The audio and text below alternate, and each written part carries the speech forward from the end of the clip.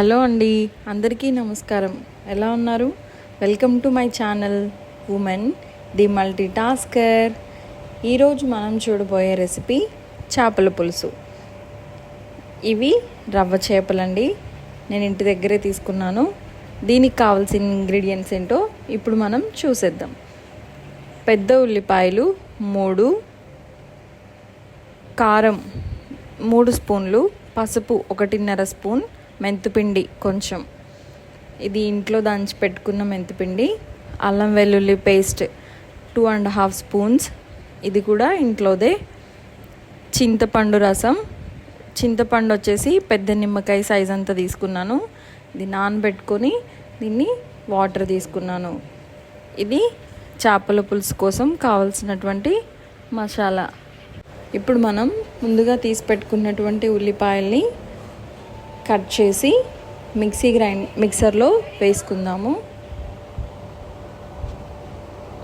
ఇలా పేస్ట్ చేసుకున్న ఉల్లిపాయల్ని మనం స్టవ్ పైన పాత్ర పెట్టుకొని, నేను మట్టి పాత్ర వాడుతున్నానండి.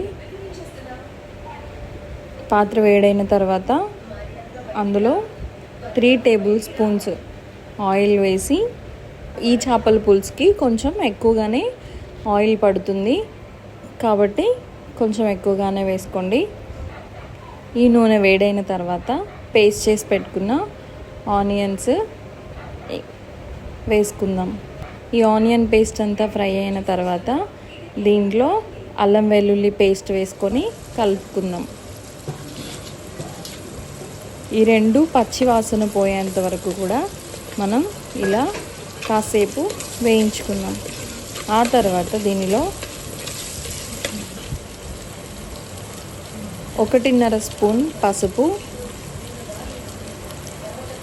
3 టీ స్పూన్ల కారం, ఇది కూర కారం అండి.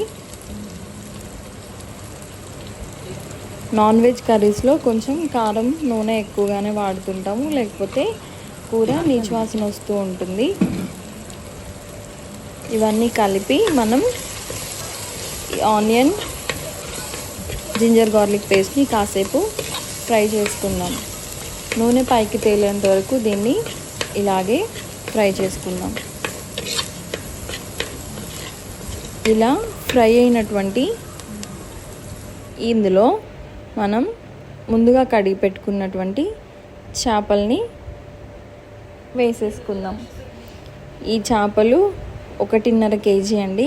ఇప్పుడు నేను మీకు చెప్పిన ఇంగ్రీడియంట్స్ కొలతలన్నీ కూడా 1.5 చేపకి సరిపోతాయి. ఈ ముక్కలన్నీ కూడా ముందుగానే శుభ్రం చేసుకొని ఉప్పులో కడుక్కొని మనం ఇందులో వేసేస్తున్నాము. ఇవన్నీ ఇందులో వేసిన తర్వాత ముందే వీటిని ఒక్కసారి ఆనియన్ అల్లం పేస్ట్ అంతా కూడా పట్టేంత వరకు ఒక్కసారి కలుపుకుందాం.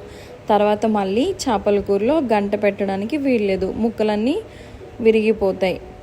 కాబట్టి ఇలా కలిపి పెట్టుకున్న తర్వాత కాసేపు మనం ముందుగా ఫ్రై చేసుకున్నటువంటి అల్లం ఉల్లిపాయ పేస్ట్ అంతా కూడా ఈ ముక్కలకి పట్టేంత వరకు ఉంచి, ఆ తర్వాత మీకు వీడియోలో చూపిస్తున్నట్టు ఒక బట్టతో ఈ గిన్నెని ఇలా కదపాలి.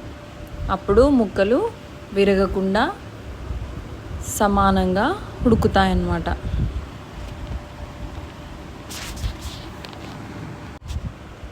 ఇలా కదిపి పెట్టుకున్న చేప ముక్కల్ని 3 నుంచి 4 నిమిషాల వరకు మూత పెట్టి ఉడకనిద్దాం. ఆ తర్వాత మనం ముందుగా నానబెట్టుకున్న చింతపండుని రసం తీసి ఈ చేప ముక్కలలో పులుసు పోసుకుందాం. నాకు పెద్ద నిమ్మపండంతా చింతపండు ఈ గిన్నెడు వాటర్లో సరిపోయింది.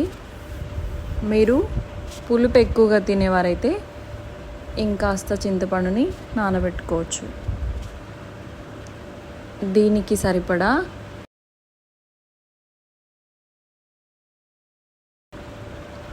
మరి ఒక గిన్నెడు నీటిని నేను ఇందులో పోసుకున్నాను. ఇది చేపల పులుసు కాబట్టి చింతపండు కొంచెం ఎక్కువగానే పడుతుంది. ఇలా ముక్కలు మునిగేంత వరకు మనం నీటిని పోసుకున్న తర్వాత దీనిలో రుచికి సరిపడినంత ఉప్పు వేసుకుందాము. ఆ తర్వాత చేపల పులుసులో కావలసినటువంటి మసాలా తయారు చేసుకుందాము. మనం ఈ మసాలా తయారు చేసుకునేలోపు చేపలు చింతపండు పులుసులో ఉడుకుతుంటాయి. ఆలోపు మనం మసాలా ఏంటో చూసేద్దాం రండి. మసాలాలకి కావలసినటువంటి పదార్థాలు: ధనియాలు 3 స్పూన్లు, 3 లవంగాలు, 4 యాలకులు, 2 దాల్చిన చెక్క, ఒక చిన్న అంగుళమంతా కొబ్బరి ముక్క, వాటిని స్లైసెస్గా కట్ చేసుకున్నాము, 4 ఎండు మిరపకాయలు. వీటన్నింటినీ మిక్సీలో వేసి పొడి చేసుకొని మసాలా ప్రిపేర్ చేసుకుందాము. ఇప్పుడు మరుగుతున్న చేప ముక్కలలో ఈ మసాలా పొడిని వేసేసుకొని 5 నుంచి 7 నిమిషాలు మరిగించిన తర్వాత కరివేపాకు చల్లుకొని స్టవ్ ఆఫ్ చేసుకుందాం. ఎంతో టేస్టీగా తక్కువ టైంలో గుమగుమలాడే చేపల పులుసు రెడీ అయిపోయింది.